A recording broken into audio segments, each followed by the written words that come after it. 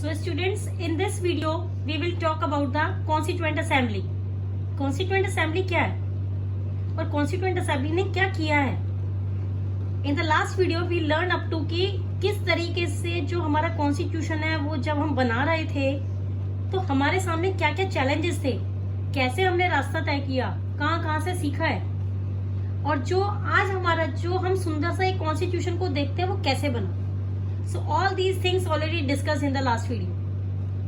So now moving ahead कि constituent assembly. एक basic introduction देती हूँ कॉन्स्टिट्यूएंट असेंबली का कि कॉन्स्टिट्यूएंट असेंबली उस बॉडी को कहा जाता है, उस ग्रुप को कहा जाता है जिसमें कुछ लोग थे जिन्होंने क्या किया, हमारा कॉन्स्टिट्यूशन बनाया. तो वो तो कॉन्स्टिट्यूएंट असेंबली का हो गया एक basic introduction. So let's start. Who were the makers of Constitution and how did they made it? हमारा जो कॉन्स्टिट्यूशन बना है उस कॉन्स्टिट्यूशन को बनाने वाले कौन थे उस कॉन्स्टिट्यूशन को बनाने वाले, वो मेंबर्स कौन थे. अब कॉन्स्टिट्यूएंट असेंबली क्या है? तो कॉन्स्टिट्यूएंट असेंबली एक इलेक्टेड रिप्रेजेंटेटिव की बॉडी होती है, बॉडी थी एक्चुअली.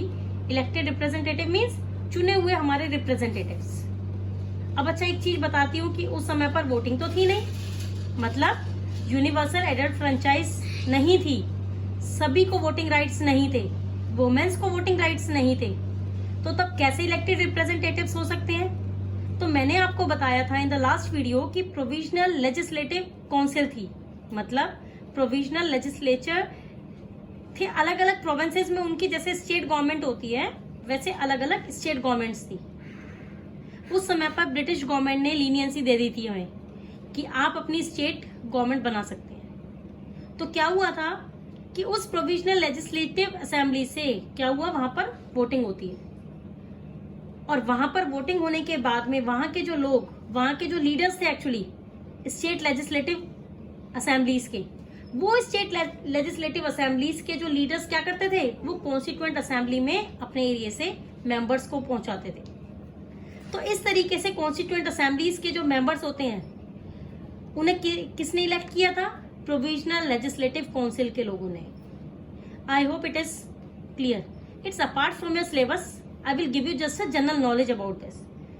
क्लियर?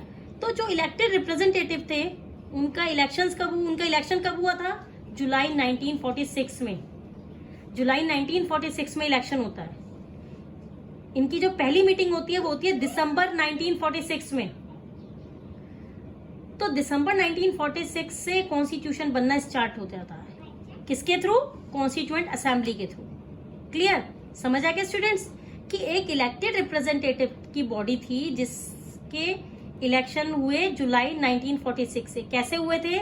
जो प्रोविजनल लेजिस्लेटिव काउंसिल थी उस समय पर उन्होंने क्या करा था, कॉन्स्टिट्यूएंट असेंबली के मेंबर्स को चूज किया था सिंगल ट्रांसफरेबल वोट के सिस्टम से, उनके सिंगल ट्रांसफरेबल वोट्स के थ्रू.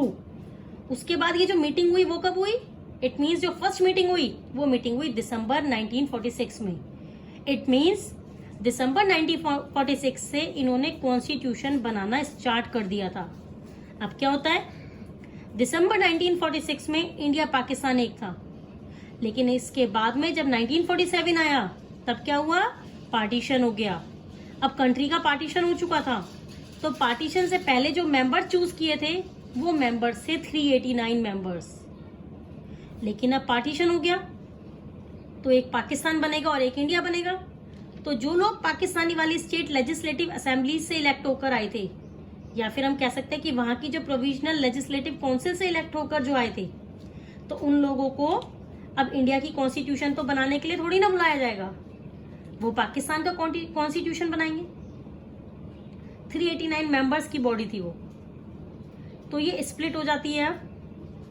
तो पार्टीशन के बाद कॉन्स्टिट्यूएंट असेंबली होता है और वो कॉन्स्टिट्यूएंट असेंबली, अब जो इंडियन कॉन्स्टिट्यूएंट असेंबली बनी थी एक्चुअली, जो इंडिया का कॉन्स्टिट्यूशन बनाएगी, अब उसमें कितने मेंबर्स रह गए थे? 299 मेंबर्स. इन मेंबर्स ने इंडिया का कॉन्स्टिट्यूशन बनाया था. I hope it is clear. तो 299 मेंबर्स ने कॉन्स्टिट्यूशन बनाया. इन मेंबर्स ने इंडिया की कॉन्स्टिट्यूशन के लिए काफी ज्यादा डिबेट्स किए थे, डिस्कशंस किए थे. बहुत सारे डिस्कशंस डिबेट्स हुए थे। दिसंबर 1946 से इन्होंने बहुत लंबा डिबेट किया, जो कहां तक चला, नवंबर 1949 तक।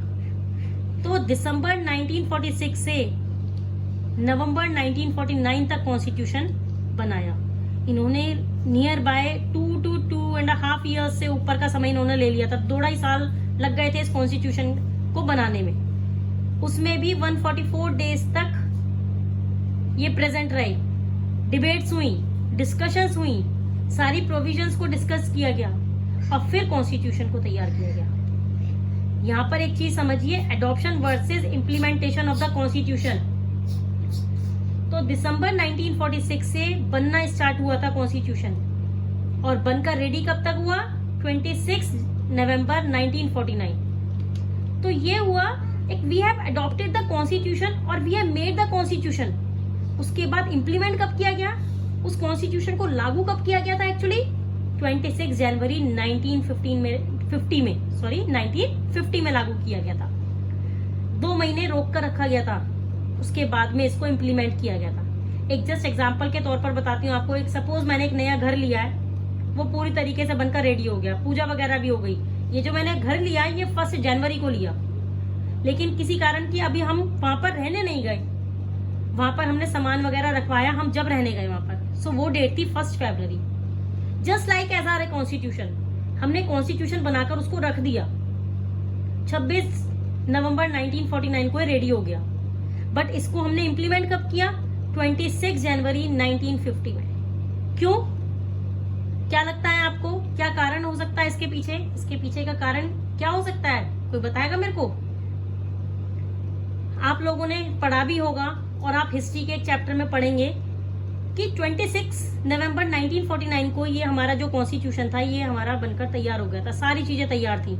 लेकिन हमने 26 जनवरी 1950 को हमने इसको इसीलिए ऐसा लागू किया क्योंकि 1950 में अगर हम जाते हैं थोड़ा सा फ्लैशबैक में, तो कांग्रेस की अलग अलग मीटिंग्स होती थी। मैंने एक आपको कराची सेशन के बारे में बताया भी था।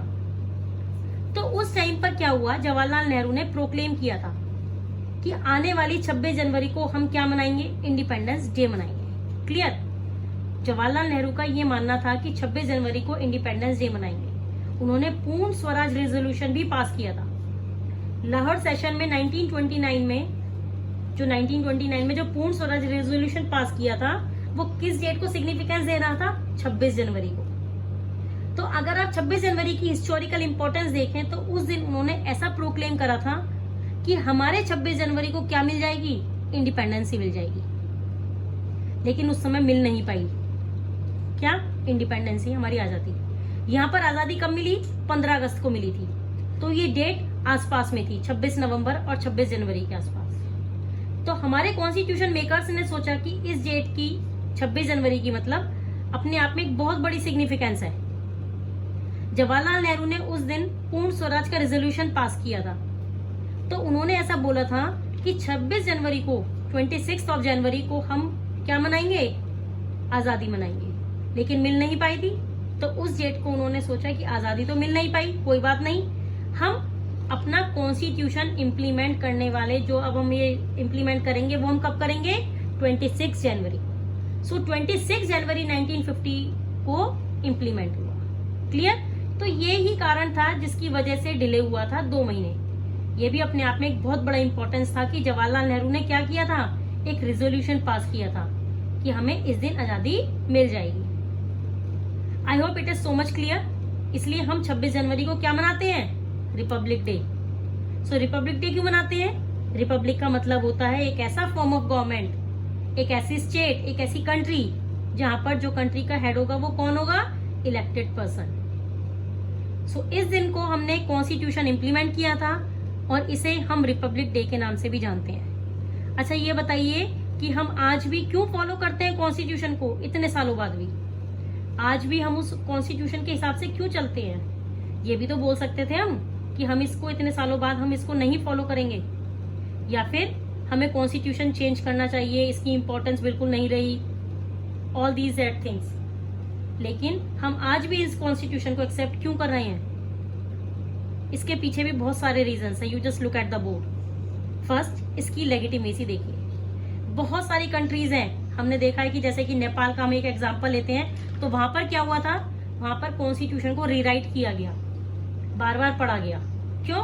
क्योंकि वहां के जो लोग थे वो कॉन्स्टिट्यूशन से बिल्कुल भी खुश नहीं थे। वर्ल्ड में बहुत सारी ऐसी कंट्रीज हैं जहां पर ऐसा हुआ था, बट हमारी कंट्री के साथ में ऐसा नहीं हुआ। हमारा कॉन्स्टिट्यूशन जो है उसे एक्सेप्ट किया गया, सोशल ग्रुप्स ने एक्सेप्ट किया, बहुत सारे ऐसे पॉलिटिकल पार्टीज थी जिन्होंने एक्सेप्ट किया, रिलीजियस ग्रुप्स ने एक्सेप्ट किया।